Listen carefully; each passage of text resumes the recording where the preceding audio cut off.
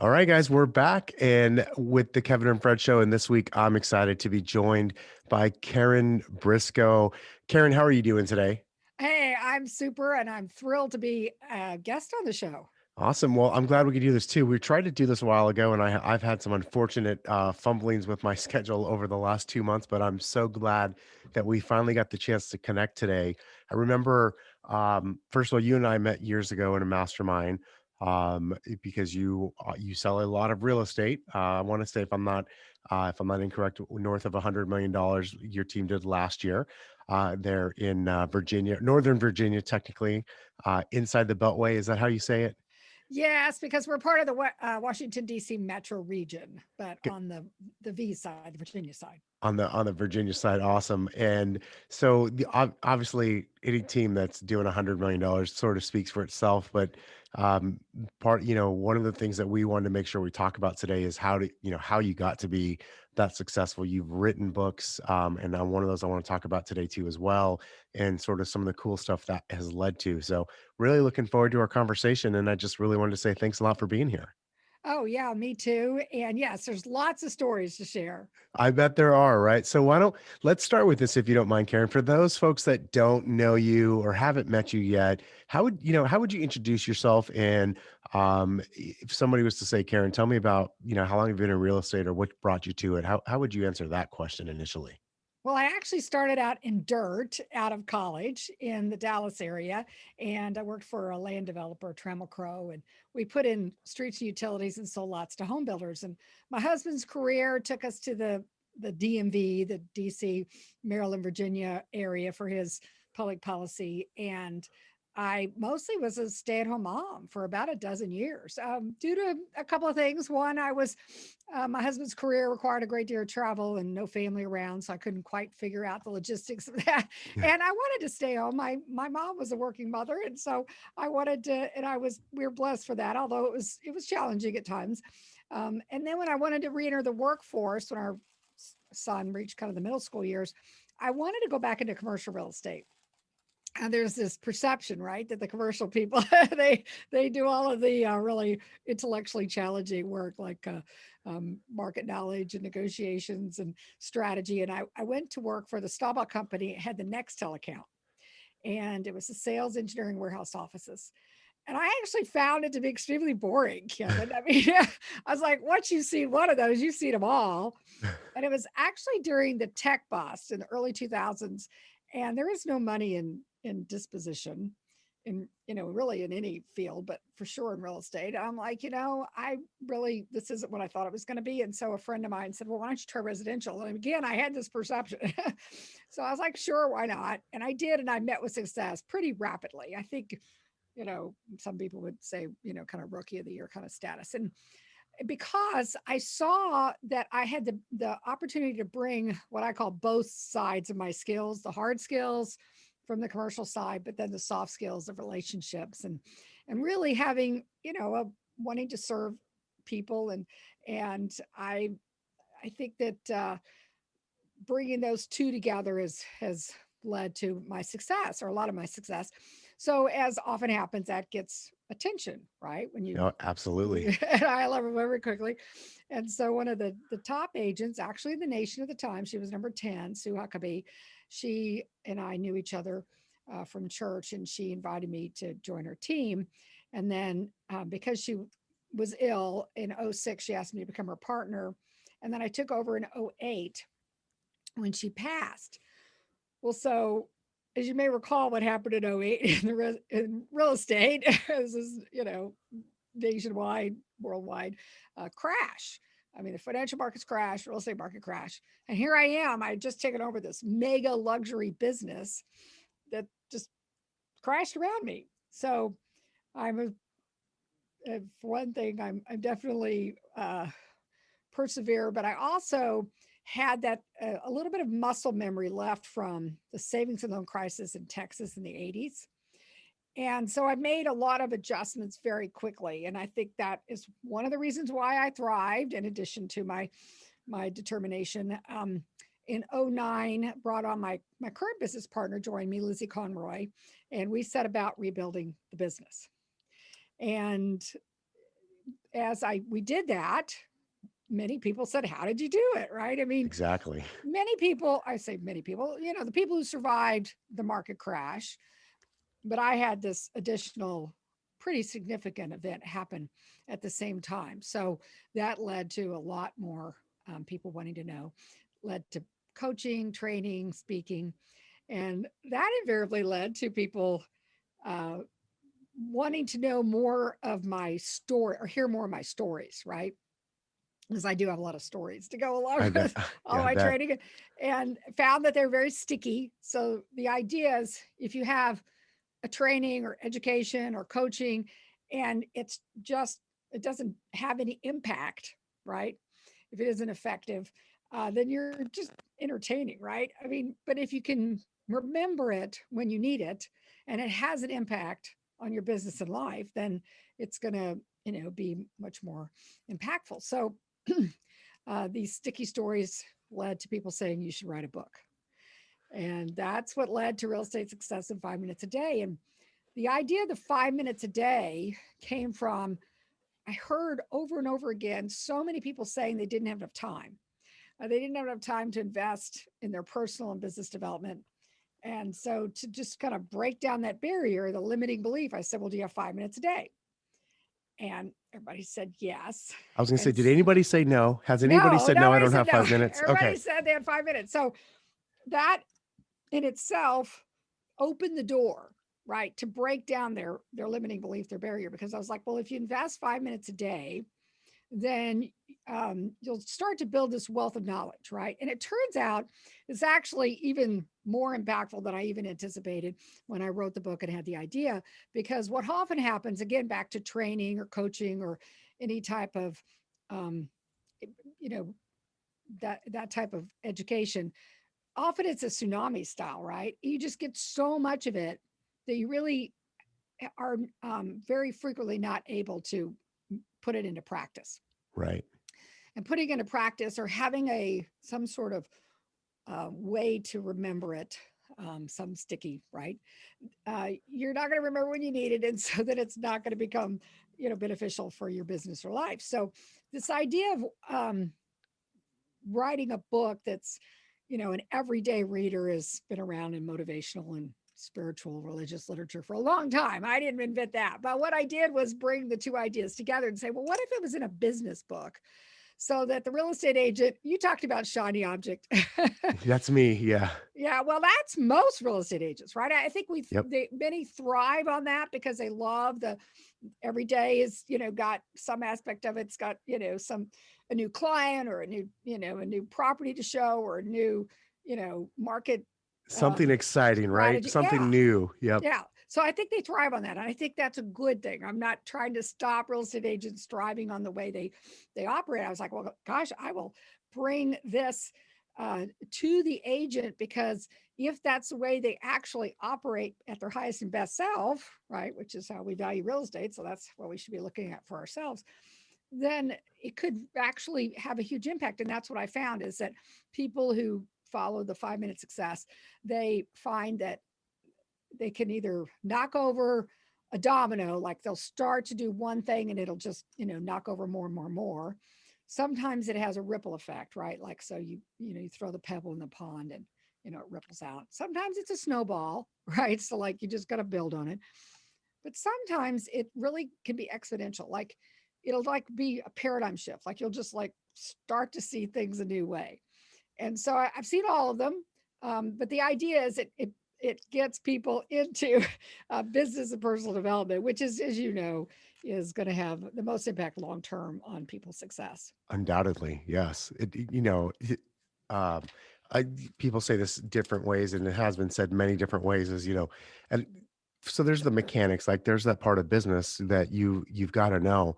But at the end of the day, we know that our businesses are only going to grow to the extent that we grow, and that means there's got to be a part of it that isn't just business, but it's got to be personal growth as well. And that looks, I think, that's probably a whole other conversation, which looks so can be so different for so many different people.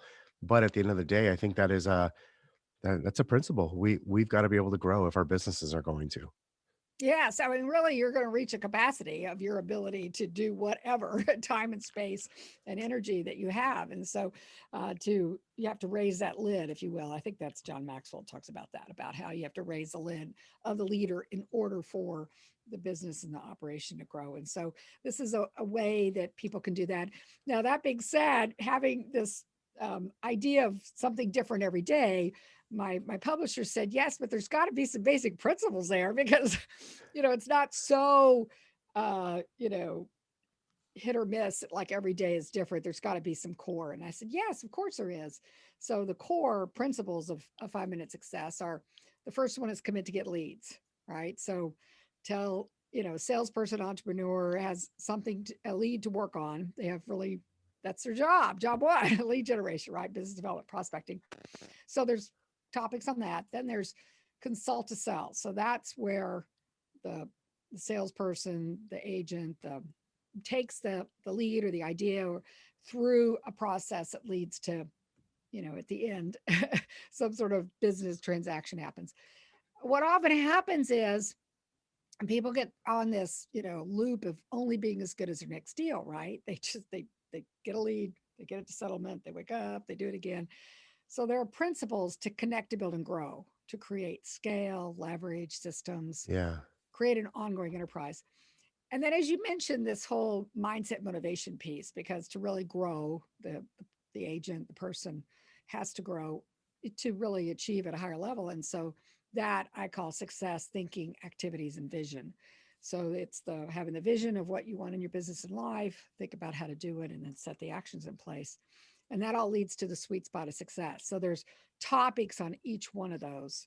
I visualize a Venn diagram, if you will. So they're all interconnected. So some of them, touch on several areas, but building this repertoire of knowledge over, by reading every day is what I find that people who have read the book have found has had a lot of impact. Well, clearly it has, because obviously it's impacted your life and in your business and so many others. Because so this started out as the book and real success in 5 minutes a day, but it has become so much more than that at this point. So clearly it resonates. We know that it works. Tell me, so since you've written that, what? Let me ask you this: Did you let me go back for a second? Did you ever think you'd write a book?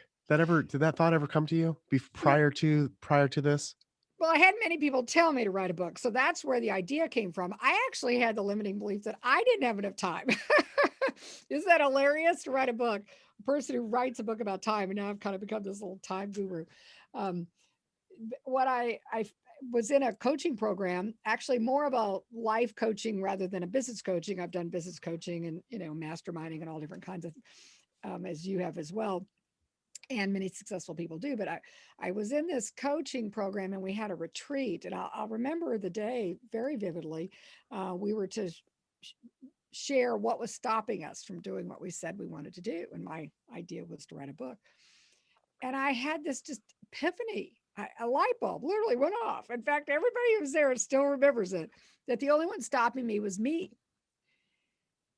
And there's a quote by Lazu, the whole idea of saying time, you don't have enough time. He says, it is a created thing. To say I don't have time is like saying I don't want to. So I had to really look at that. I was like going, Wow. well, what? If the only one Okay. stopping me is me. So then let's go back for a second. Who said that? Lazu. Okay, saying I don't have time is the same as saying I don't want that. Yes. That is a okay. So Isn't I'm that a profound? it's extremely profound. That landed with me in a big way. I've heard, something else that landed with me along the same lines, and I know you've heard this is from Gary. And Gary's always said it's not that you don't have time, it's that you don't have a clear understanding of what's your priority. And which is another way of saying this, but the way you just saying I don't have time is the same as saying I just don't want to, or I don't want that. Number one, it's true. I believe it's true. Number two, it's extremely profound, and really for me, it just made me force it to go inside and go, do I really not want that? Or, because clearly I don't. If I'm saying I don't have time, I think that hits. I like that. Thank you for sharing that. Well, so then I had to really look at, well, okay, well, then why am I stopping me? Because if I do say I want it and then I say I don't have time, right? I mean, it's like I'm saying, you know, both things at the same time. So I thought, okay, I first thought it was maybe my team or my husband, and I checked in with all of them. They're like, yeah, we're totally supportive. You should write a book if you want to. And so I was like, okay, that was a limiting belief that I checked out. Then I had this limiting belief. Okay, well, I'm still busy, right? I mean, I've got busy in spades. So I I was like, okay, well, so I need a new strategy. I need a time hack. And I've read a couple of books by Gretchen Rubin, who first wrote The Happiness Project. And what she did in that was to study what people said would make them happy. Well, then she's like, well, if you know that would make you happy, then why don't you do it? Kind of back to, if you're not doing what you say would make you happy, then you're like effectively saying you don't want to do it. But she discovered that many people could benefit from some time hacks, some strategies. So this book she wrote afterwards called Better Than Before. The idea that you want to become better, but you need some tools to do that. And in this book, there was this one time hack that I picked up on, and that is the daylight savings time. And you've probably heard this hack before, but it was right around that time period in the year where when it falls back, the clock, instead of using that extra hour to sleep or whatever, you keep your body clock on that hour earlier and you use that time. And this is a effective way. Many people have written books or done other things, at a highly productive level. They give that first hour of the day to that. Now, I was before not a confirmed morning person. So, but I was like, okay, well, I can't say both. I can't say I want to write a book and I don't have time if I'm not willing to try something that many people have done that was successful. So, and I want to share all those people out there going, oh, but it's nowhere near daylight savings time. It's not going to work for me. Well, you actually time hack yourself every time you go travel across a time zone. Yeah. So you can choose to time hack yourself at any time. So again, if you say that after I just shared that with you, then you are saying you don't really want to, because something has to change, right? If you don't change the way you look at things, then nothing's going to change. If you don't change the way you do things, nothing's going to change. But if you want to change, I wish I could give you the quote of who that was, but if you want to change, then you should change the way you look at it. So look at time differently, right? Because time is relative. And Einstein said that. I didn't say that, but Einstein said time is relative. And think about this. If you were to be doing something you don't want to do, like you're in a boring Zoom meeting, or like when we used to be in traffic, and you just were like, time was standing still, right? It just took forever. But when you're doing something you love and you're passionate about, or you're with someone you care about, doesn't time fly by? Every single time. Okay. So I just explained to you that it's not time. It's not time that we're talking about. What we're actually talking about is energy. So energy is the currency of high performance. So what I discovered was where I put my energy, okay, my focus. Yeah. And I put my energy and focus into writing a book. Now, I'm going to just share that there was some stumbling blocks along the way. So it I wasn't like bet. a smooth journey. The market actually, it was in 2015, hit a huge roadblock when the Dodd-Frank legislation came out. And remember, they were retooling, all the lenders were retooling, and the market just stopped. Oh yeah. And I was going from selling one or two houses a week to selling one house a month. I mean, that's a huge. So and my husband's career shifted. He ended up taking early retirement. I became the primary breadwinner. I mean, it wasn't like easy decisions to make. But what I discovered was, and this is where the other book came along, is The Flip Time Love Life. The more I put energy and time into things uh, that fed me, that were creative for me, and some people it could be other things. I'm not saying go write a book is what's going to be your thing, but more I did it, then I had energy for other things, because I was honestly, Kevin, getting burnt out, and which often can happen with a mega agent, that's going 15 years into the business. I saw it, and I saw many agents go create other business streams, like here now you have a podcast, I have a podcast. They'll find other avenues. Maybe they'll be similar, or maybe they'll be completely different, to bring energy. Um, So I persevered writing the book, and then that led to the podcast because I found I was asked to be a guest on a lot of podcasts. And then I saw the correlation book sales happen with podcast guesting. So I was like, oh, I can have a podcast. And so that is, it just started it all um, because I took the action, right? I took the action. I had a vision of what it could be and I thought about how to do it, but then I took the action. And I think that's where a lot of people with their dreams or what they say they want in their life, something's stopping them. So I'm just going to tell you, if I could do it, you could do it too. And if you've got that idea out there, you should just start today. Oh, I love that. I love that. Going back, I think it was a Dr. Wayne Dwyer quote. If you change the way you look at things, the things that you look at change. Um, and that's definitely what you did. And I love the way you just put that into the lesson of what you experienced. And I'm assuming the podcast is your way of helping bring this out even more, in real time, because it would the cool thing about writing a book is you write a book and there it is. And then kind of the bad part is like there it is. And it's, Yes. it's sort of done. And so I love that you've taken this now to a podcast where this is something where as you evolve and change and probably other things will start to you'll realize bring you even more energy over time. You get to talk about those things and do those things. At least I know is now you've used that context and that language. I know for me, that's part of what I've gone through in the last couple of years. I started the podcast just over 2 years ago and made some other big changes right around the same time, and they all bring me so much energy, and I love them. I love doing these things, and so you're right. Like I always have time to do these things. These are the things that I enjoy, and if I look at my calendar, that's what's on my calendar because I'm a big believer, and if it's not on the calendar, just it probably doesn't get done, and if it ever does, it's but purely by luck. So, I love the way you set that a new context for me. So I'm sure some of the listeners here are also going to feel the same way. But if nothing else, I want to say thanks because that was really profound and impactful for me. Tell me more about the podcast. So like how long have you been doing this? What's your vision with the podcast and um where do people find it? Well, so the podcast is a 5 minute success, and the guests are a lot of them are in real estate or related industries, but also a lot of coaches, authors, and people in ancillary industries that can benefit from learning about entrepreneurial and other sales fields. So it's typically either once or twice a week. I'm over 350 episodes now. I also have a couple Wow. of special episodes. The book Flip Time Love Life, which I told you about, is actually a story told in a story format of a person who achieves a high level of success and looks around and goes, okay, is this it?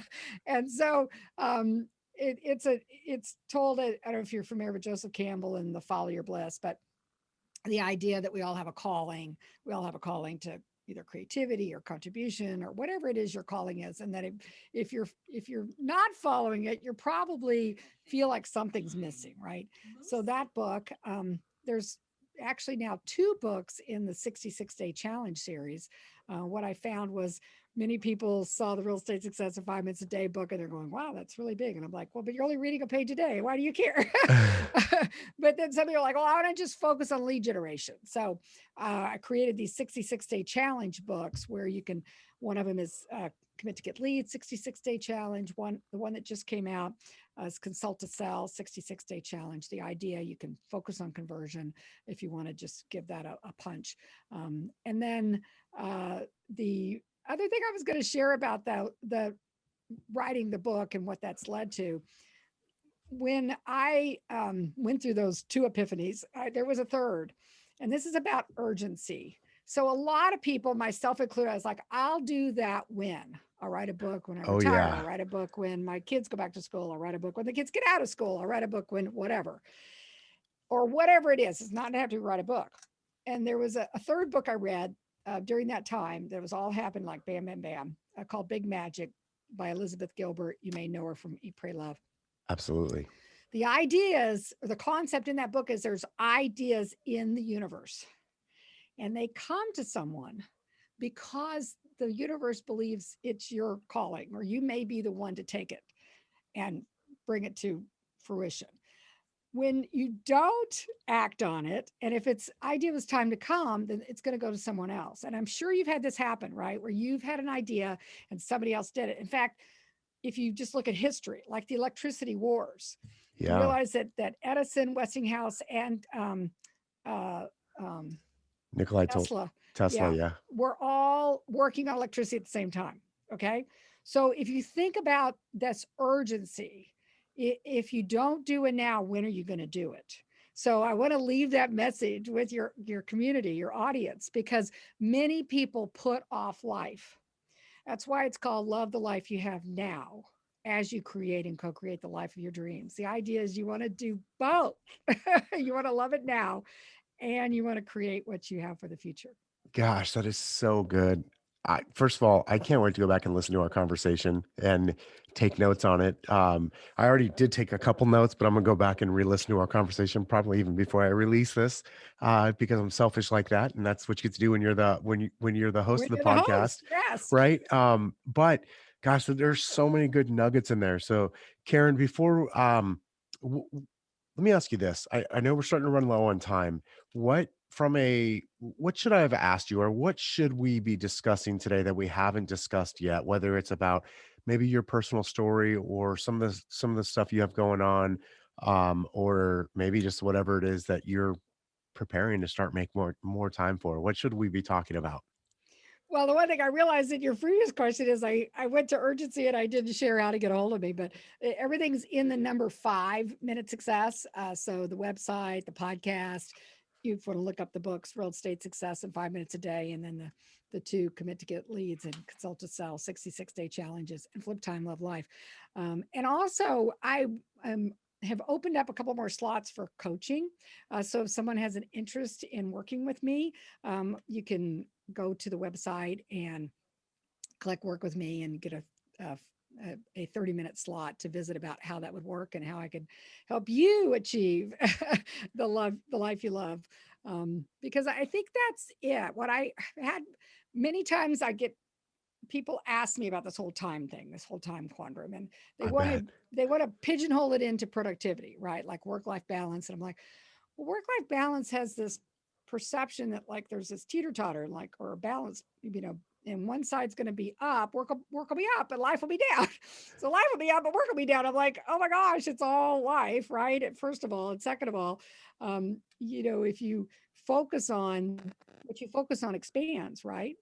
Hmm. So if you put your where you put your attention, that's where you're going to, um, see the results. And so that's where I want to make sure that people hear that you put those things first, right? That's why it's called flip time. You flip it and put it in first, and then everything else becomes either easier or unnecessary. I know you that know that that Absolutely, I know one that thing, one. right? You put that first, and everything else becomes easier or unnecessary.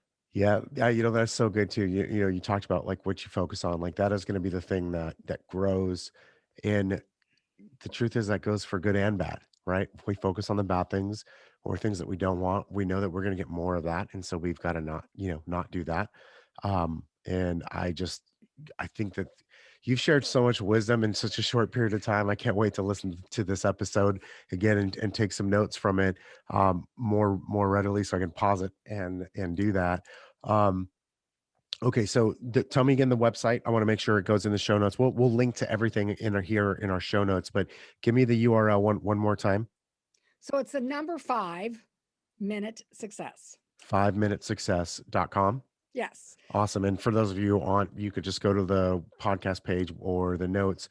We'll post on Facebook and whatnot as well too. And you can just click the link there too if you're a place where you're driving or something and you can't write down right now. We'll make sure you get that. And is that the best place for people to reach you, or social media? Is there anything other channel like that where people should, if they want to kind of learn more about you or follow your journey? Well, the real estate, you can pretty much Google Karen Briscoe and you're going to find me either in real estate or the 5 minute success. So my team is HBC Group at Keller Williams, like I said, in the Northern Virginia area inside the Beltway, Washington, D.C. metro region. So if you have a real estate need, that's my main gig, but I really would love to connect with people either on Instagram or Facebook or through any of those other sites. Awesome. Well, Karen, first of all, I just want to say thank you. This has been a super enjoyable interview for me, and I can assure you I don't always say that. And I again, I've taken some notes even here in real time, and I can't wait to go back and listen. Thank you for sharing, guys. Reach out to Karen. Obviously, she does sell real estate, so I know she likes referrals. Because I'm a real estate agent, I feel like I can speak for all of us. And go check it out. Like, there's clearly a lot to learn here. We'll link to everything here in the show notes. And Karen, just thank you so much for spending some time with me today. My pleasure. And here's to your success too, Oh, Kevin. absolutely. Thank you so much. I appreciate it. And we'll talk to you guys next week. Have a great one.